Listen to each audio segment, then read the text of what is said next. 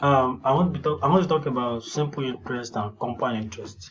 Simple interest is based only on the initial deposit, which serve as an as amount as the amount on which interest is computed, called principal, for the entire time period. If the amount P is invested at a simple annual interest rate of R%, then the V or the investment at the end of the T year is given by the formula. Now, what you need to know about simple interest and compound interest is that you just need to understand the formula.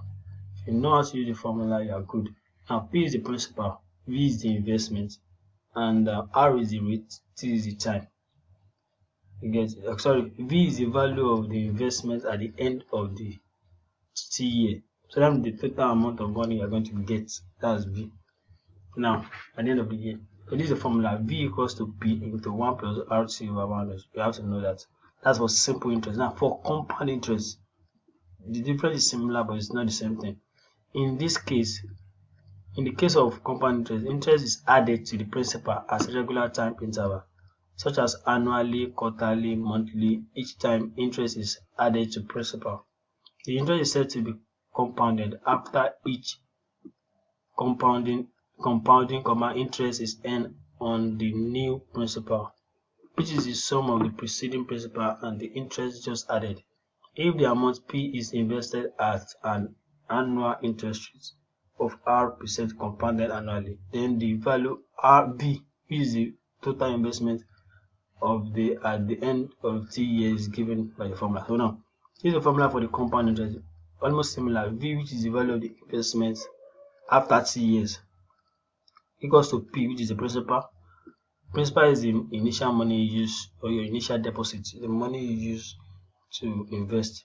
1 plus R over 100 cover all brackets T.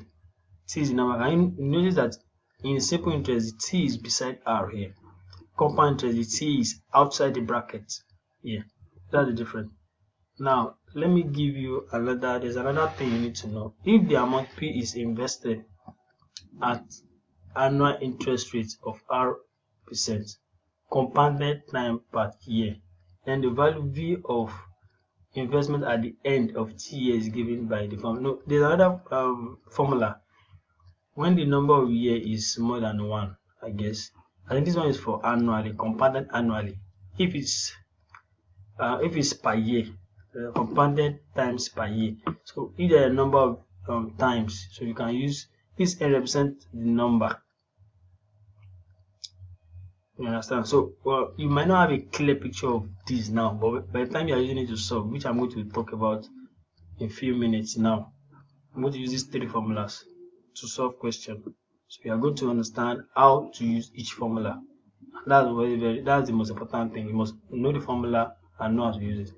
Now the first question: if $10,000 is invested at a simple annual interest rate, and simple annual interest means simple interest. That's how to know the difference between simple interest and compound interest. Did not measure compound interest. It says simple annual interest rate of 6%. What is the value of the investment after half a year? Value of investment is the total value you get after. 10,000 is what is invested. It is the value that is invested. So that's the principal. 6 is the rate, and you're asking for V, which is the total value after half year. Half year is 1 over 2, right? Now let's use the formula. If you are using this formula here, according to this formula, 10,000 will be P. This is what you see here. 10,000 will be P, and 1 plus the rate 6.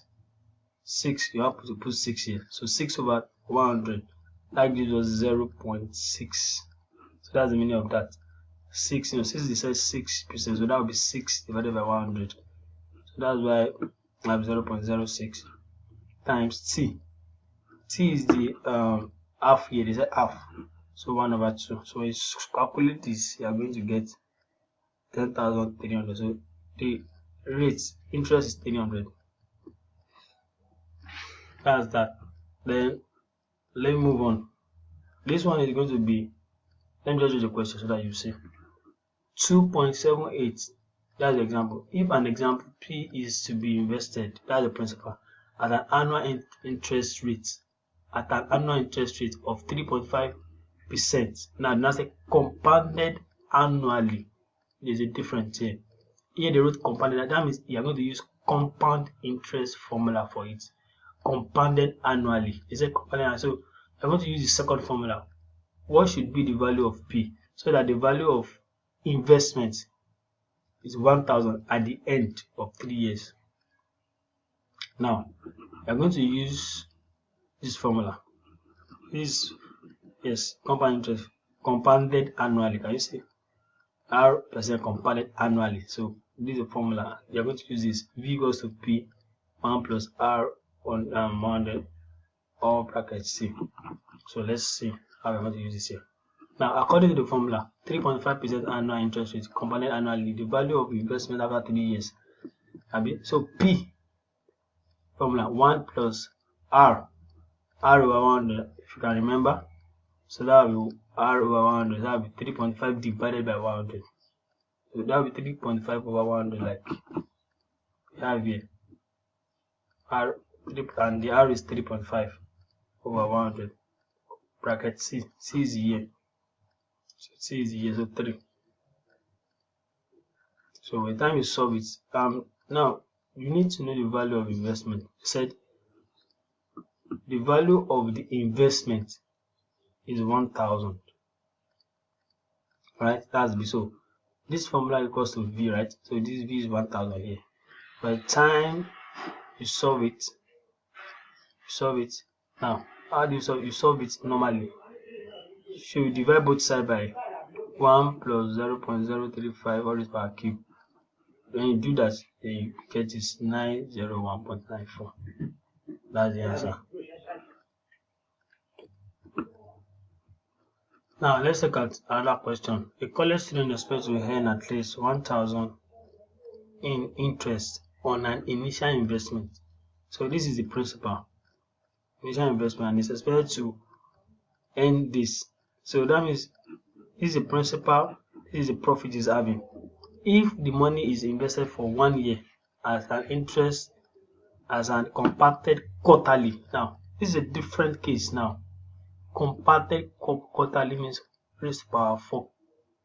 Very smart. That one was compounded annually. This compounded quarterly.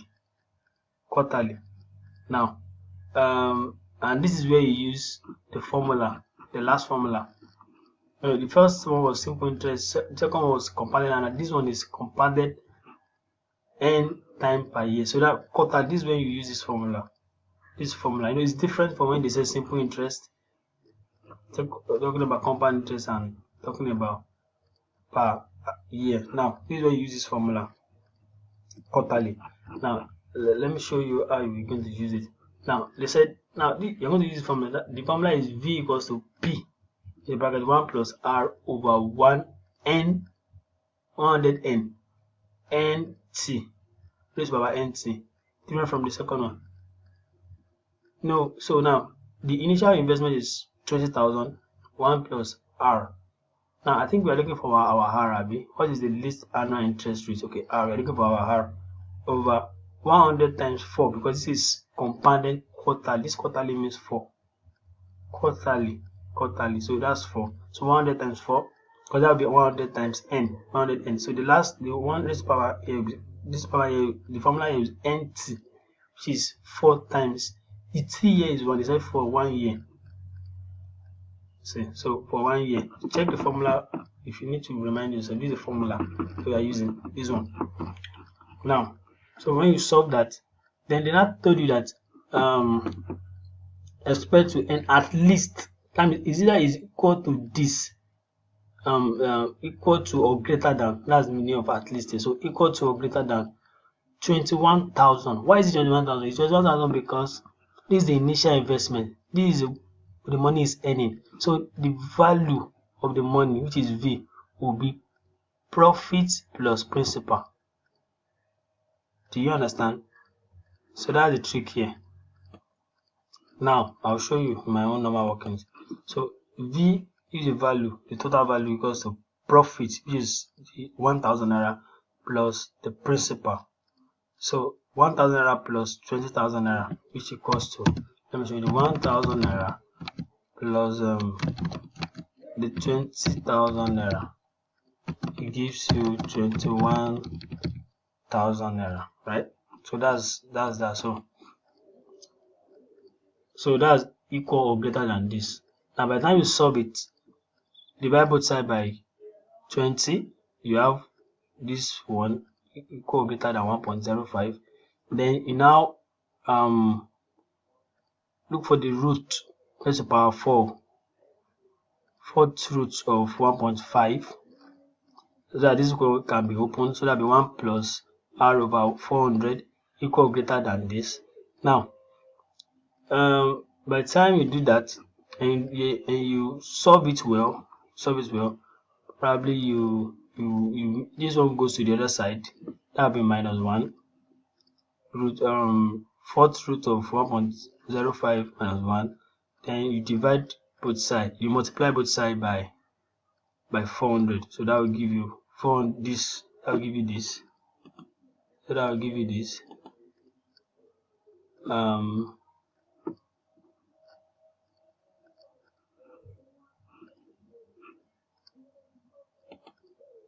So that will give you that. Now another thing you do is that when you solve it well, so that will be when you solve this correctly, you use your calculator, you get the fourth root of this is here. But if you don't want to use your calculator, so when you get it to this level, so the fourth root of x equals to root of x and another root of x. So that's just the trick they gave you here. So r will now be equals to greater than 400, fourth root of this, and so when you solve all this correctly, you get 4.91, and that's the answer.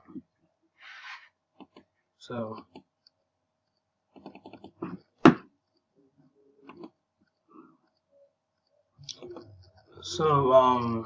that's all I want to talk about here, and I'll prepare for the next couple of the next topic is coordinate geometry. And please, anything you don't understand, let me know. Don't keep it to yourself, but I think I've done a nice explanation for you, and I believe you need to also try to do more. This exam is more about practicing. You can't just put all your faith in somebody that is teaching you. No, that person is supposed to guide you, help you, give you some ends, some things you need to know. All you need to do is just follow the guidelines and do well. You understand? So please, we still have a lot of work to do, a lot of things to do. So please, let's work with that. Let's work with that. Okay. Thank you for your time.